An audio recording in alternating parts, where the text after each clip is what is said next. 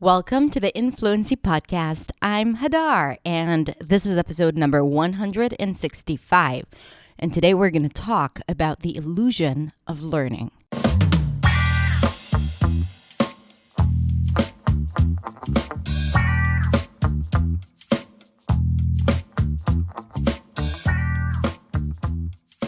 Hey everyone, welcome back. Thank you so much for tuning in for another episode of the Influency Podcast. Today we're going to talk about a painful subject, and that is, why is it, even though you're practicing and speaking and doing all the work and watching videos, you feel like you are putting in a lot of work into your English and English learning and English practice, and still you feel like you're stuck. You feel like you're not moving forward, or you're not seeing the results that you think you should be seeing based on all the hard work that you've put in. So I call this the illusion of learning. Learning and practicing, but actually not doing things that contribute to your progress. So we're going to talk about that. We're going to talk about how to identify that, and of course, how to overcome it.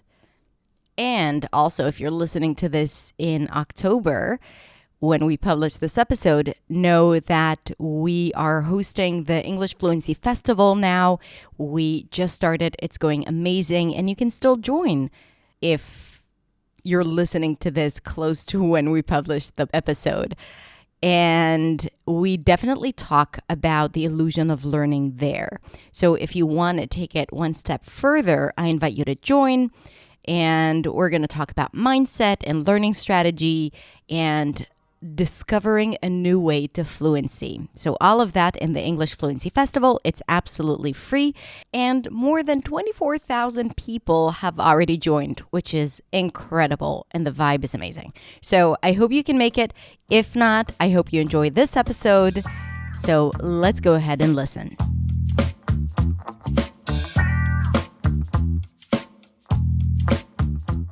Do you feel that you are practicing your English, but you're not seeing the results that you want to see? Do you feel like you've hit a plateau and you don't know how to start seeing a breakthrough yet again? If that is the case, then this video is for you, because today we're going to talk about the illusion of learning. When you are practicing and learning English and you're not seeing results. So it's the illusion of moving forward, but actually you are stuck.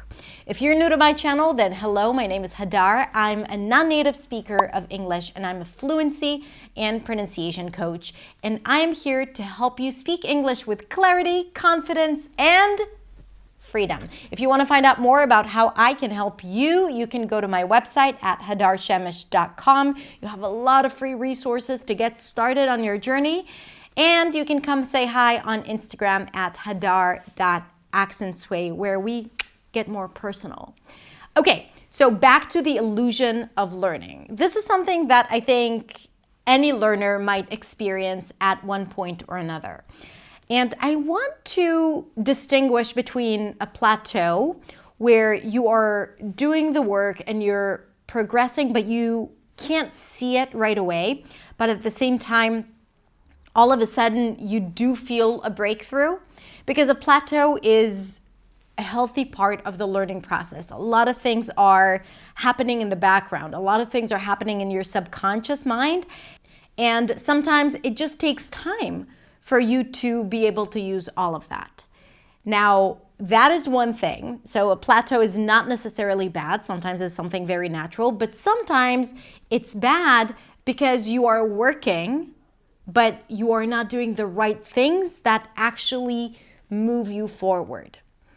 And I want to talk about that today, the illusion of learning. Now, there are two pitfalls that learners usually fall into. I talk about it a lot, and this video is designed to help you understand what questions you need to ask yourself, but I want to review those pitfalls so you have a better idea as to what we're talking about here.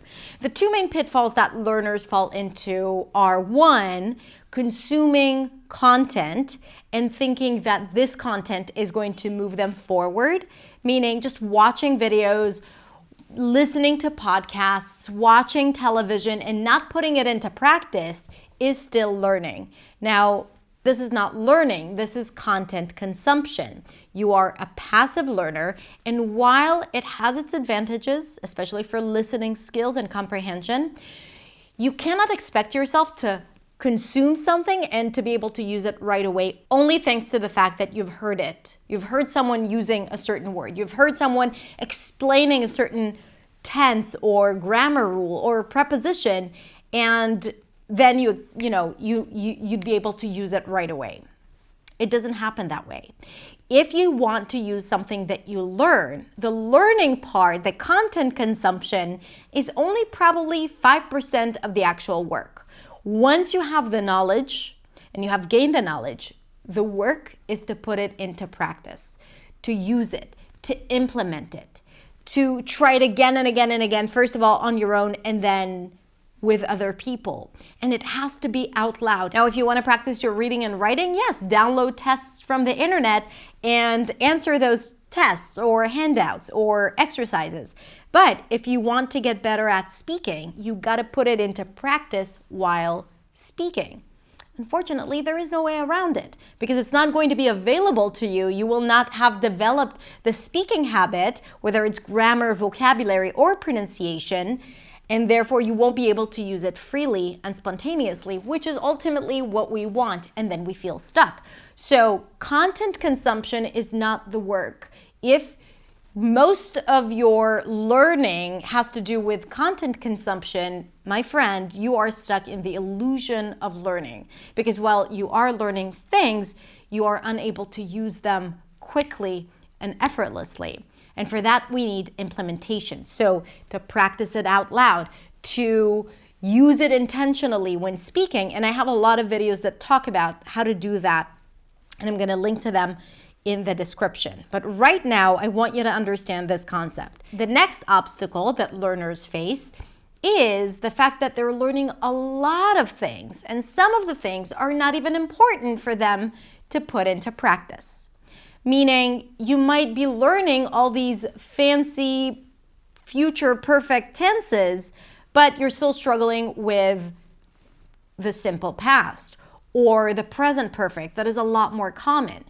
So sometimes spending your time practicing and learning has to do with doing the things that you actually need. And this is where I often talk about the Pareto principle in English. The 20%. What is the 20% that you need to learn and put into practice that will get you 80% of the results? The Pareto principle is that 20% of the causes lead to 80% of the results. And it's the same thing with English. You don't need to learn all the sounds in American English. You don't need to learn all the tenses.